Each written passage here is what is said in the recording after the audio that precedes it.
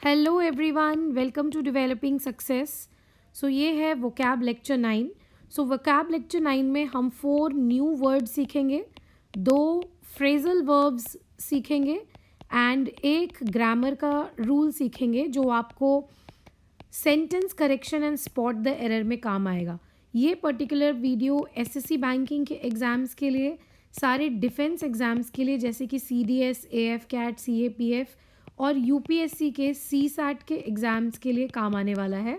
इसके पहले मैं 8 वोकैब के वीडियो लेक्चर्स आपको दे चुकी हूँ। ये हमारा वीडियो लेक्चर 9 है। आइए शुरू करते हैं। आज का पहला वर्ड है रपेशियस। रपेशियस का हिंदी में जो मीनिंग है वो है लालची। रपेशियस एक एडजेक्टिव है। एडजेक्टिव का मतलब किसी भी नाउन या प्रोनाउन को जब आप किसी तरीके का डिस्क्रिप्शन देते हो उस डिस्क्रिप्शन को बोलते हैं एडजेक्टिव। यहाँ पे हमारा डिस्क्रिप्शन शब्द है लालची। कोई एक्स्ट्रा लालची हो, बहुत ज़्यादा ग्रीडी हो तो हम उसको रेपेशियस भी बोल सकते हैं। इसके कुछ सिनोनिम्स हैं जैसे रेवेनियस, एवरिशियस, ग्लूटोनस, ग्रीडी तो है ही, पिगिश, हॉगिश, वोरेशियस। आप इसमें से कोई 4 वर्ड्स याद कर सकते हैं तो एग्ज़ाम में आपको एक ना एक वर्ड ज़रूर कॉमन मिल जाएगा। असली वर्ड है रपेशियस। इसमें मैंने एक सेंटेंस भी बनाया, आप देख सकते हो। The British rulers were rapacious about the looting as much jewels from India. ठीक है, ब्रिटिश रूलर्स बहुत ज़्यादा लूट करते थे। क्या लूट के ले गए वो इंडिया से? बहुत सारे ज्वेल्स और बहुत सारे ऐसे इंफॉर्मेशन जो उनको पुराने फोर्ट्स में, पुराने महलों में मिले, और वो इन जूल्स के बहुत ज़्यादा लोभी थे, ग्रीडी थे, इसीलिए हमने इनको रपेशियस का यहाँ पे एडजेक्टिव दिया है। नेक्स्ट वर्ड है आज के वीडियो का डाइकॉटमी। डाइकॉटमी का हिंदी में मतलब है विरोधाभास। जहाँ पर डिसएग्रीमेंट हो वहाँ डाइकॉटमी बोलते हैं। जैसे आपका कोई आइडिया है, मेरा कोई आइडिया है और वहाँ हमारी कोई डिसएग्रीमेंट है, हम दोनों एक दूसरे के आइडिया से एग्री नहीं कर पा रहे, एक स्प्लिट है हमारे आइडिया में, कॉन्ट्राडिक्शन है। कॉन्ट्राडिक्शन मतलब आप दिन कह रहे हो तो मैं रात कह रही हूँ, इस तरह। डिसएग्रीमेंट, स्प्लिट, कॉन्ट्राडिक्शन, इनकॉन्ग्रुइटी, ये शब्द इंपॉर्टेंट है। Paradox, conundrum and enigma. ठीक है, इन शब्दों से आप डाइकॉटमी को रिलेट कर सकते हो। हिंदी में इसका मतलब मैंने आपको समझा ही दिया है, विरोधाभास, जहाँ एक दूसरे के थॉट्स को लेके या एक दूसरे को डिसीजन को लेके या एक दूसरे के परसेप्शन को लेके हम अलग अलग फील करते हैं, कॉन्ट्राडिक्टरी नेचर हो जाता है, तब डाइकॉटमी शब्द का यूज़ होता है। सेंटेंस में मैंने आपको बना के दिखाया है, the dichotomy of good and bad is not real, instead it is a perception. किसी मैटर में कोई चीज़ गुड है, ये बैड है, इसके जो कॉन्ट्राडिक्शन है ये रियल नहीं है। ठीक है, ये अपने अपने परसेप्शन पे डिपेंड करता है कि क्या गलत है और क्या सही है।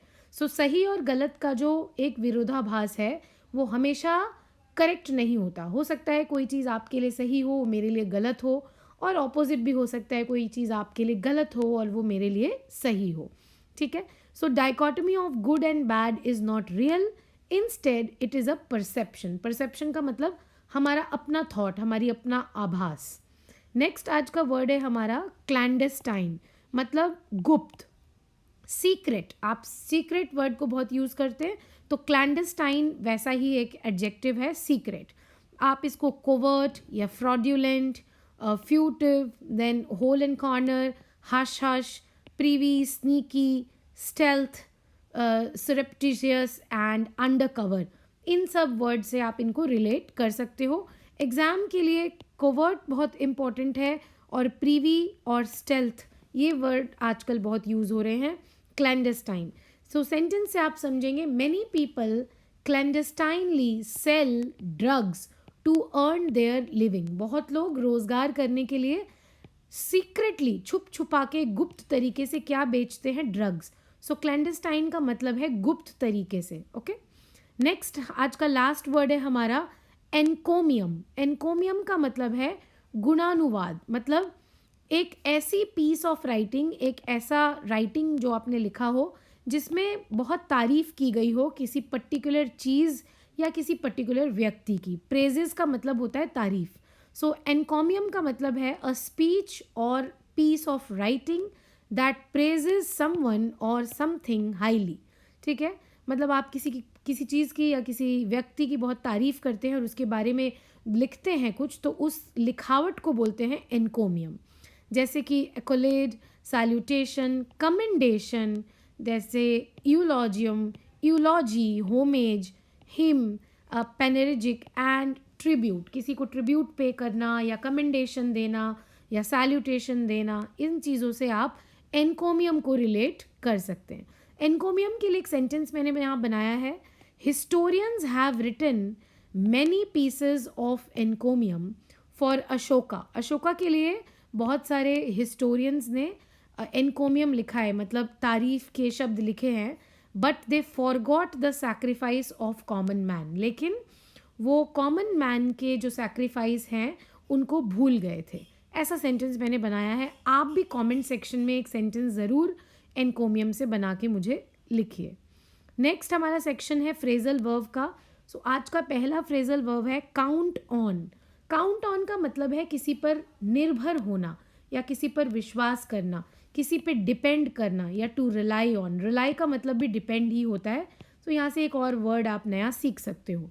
सो काउंट ऑन को हमने सेंटेंस में कैसे यूज़ किया है, we always count on our parents in our difficult times. मतलब हम अपने ख़राब समय में या हम अपने बहुत स्ट्रगल के समय में अपने पेरेंट्स पे डिपेंड हो जाते हैं, हम काउंट ऑन करते हैं उन पे, मतलब उन पे हम निर्भर होते हैं या उन पर, उन्हीं की बातों पे उस समय हम विश्वास करते हैं। दूसरा आज का फ्रेजल वर्ब है get through with. Get through का मतलब है, गेट थ्रू विथ का मतलब है किसी दिए हुए कार्य को पूरा करना। ओके, मतलब टू कंप्लीट अ टास्क या टू कंप्लीट अ वर्क, ऐसा बोल सकते हैं आप।